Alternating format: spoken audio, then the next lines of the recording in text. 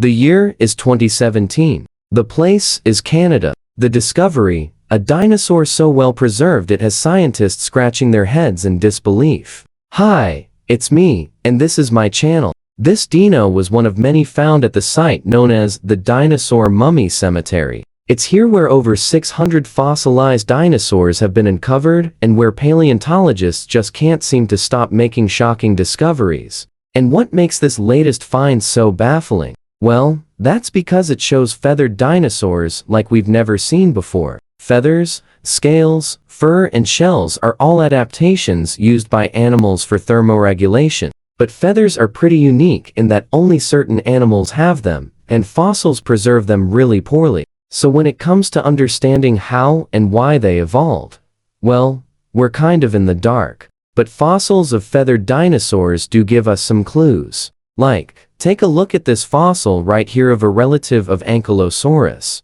We can see it had feathers like a bird, but also had scutes or bony armor plates along its back. And while these feathers would have helped this dino keep warm, these tough armor plates would have been great for protecting against predators. That is, until this animal died, and then it was easy prey for scavengers. But the presence of feathers likely made this dino more flexible, helping it move around more easily. They may even have helped it attract a mate.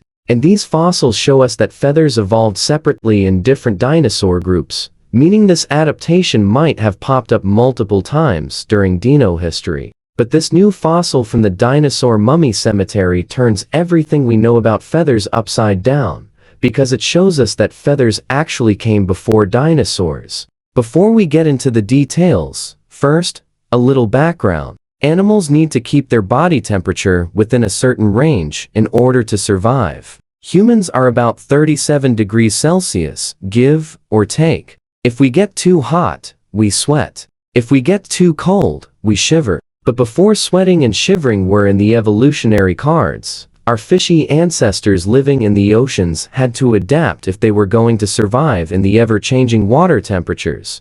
And one major advantage they had in this evolutionary race against extinction was scales. Scales are waterproof and help retain moisture, but the downside is they don't regulate heat very well. Now, we don't know exactly when scales evolved, but fossils tell us they were around at least 365 million years ago. These ancient scales likely look something like today's fish scales, small and rough, overlapping like roof shingles. And we think they evolved from tiny bumps called dermal denticles. Take a look at this reconstruction of a placoderm, an extinct group of armored fish. You can see those small denticles covering its body. Over time, the gaps between the denticles filled in with calcium carbonate, creating these thick, rigid structures. Eventually, all the denticle scales fused together, turning the whole surface into hard armor. Some fish were even able to make their scales even tougher by adding collagen, a protein, and sometimes even tiny barbs to keep scavengers at bay. Now, some fish still have these tiny, bumpy denticles today, but others don't. In fact, modern fish come in a whole variety of scaly shapes and sizes. Look at this blue acra fish. Its scales aren't the rough, small denticles we see on other fish. Instead, they're smooth and overlap like roof shingles. And the reason for this? Well, it comes down to how you live your life. In general, fish that live in fast-flowing water have these small, rough scales. And those that hang out in slow-moving waters have smooth scales. And now, we finally get to the big reveal. When these researchers examined the newly discovered dinosaur mummy, they noticed something totally bizarre.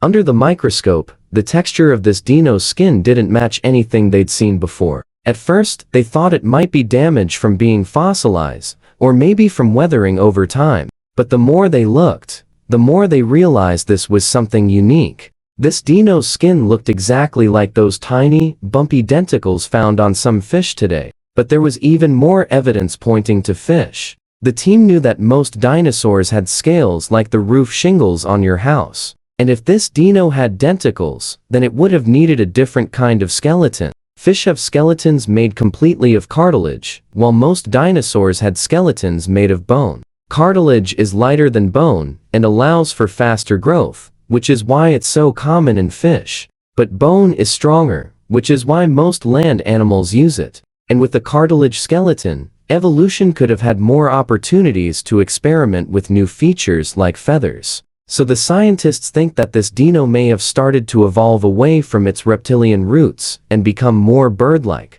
And this was all possible thanks to one key feature, its skin. Those ancient fish that lived in slow-moving waters were at the perfect place at the perfect time. Their ancestors had already developed scales that were smooth and flat, unlike the rough denticles of their relatives.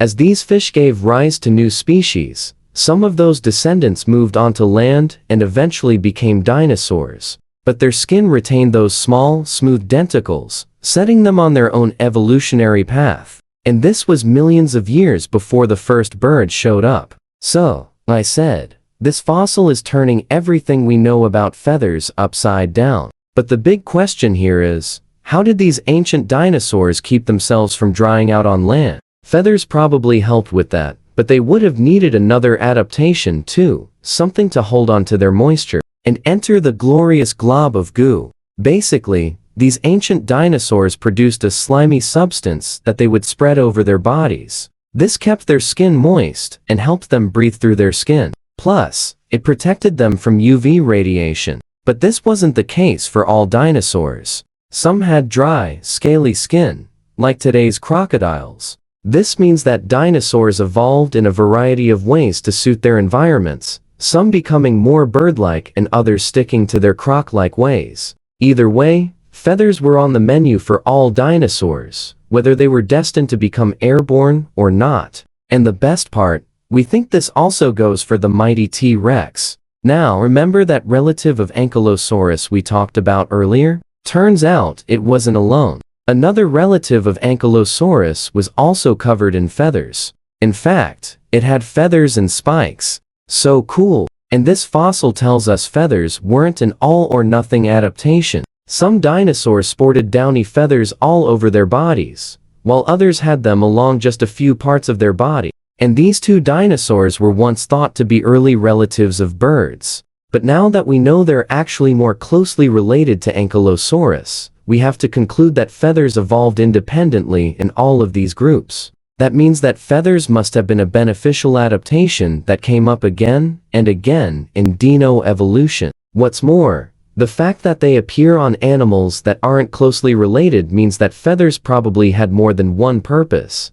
Maybe they helped with attracting a mate, defending against predators, or regulating body temperature. And maybe all three. Okay, so we still have lots to learn about feathers. But this new fossil helps us understand that they were a super important part of dino life. And if you want to learn more about dinosaurs, then okay. So feathers are one thing. But what about hands? How do we know that some dinosaurs had hands? Well, it all has to do with this. Stay tuned to find out.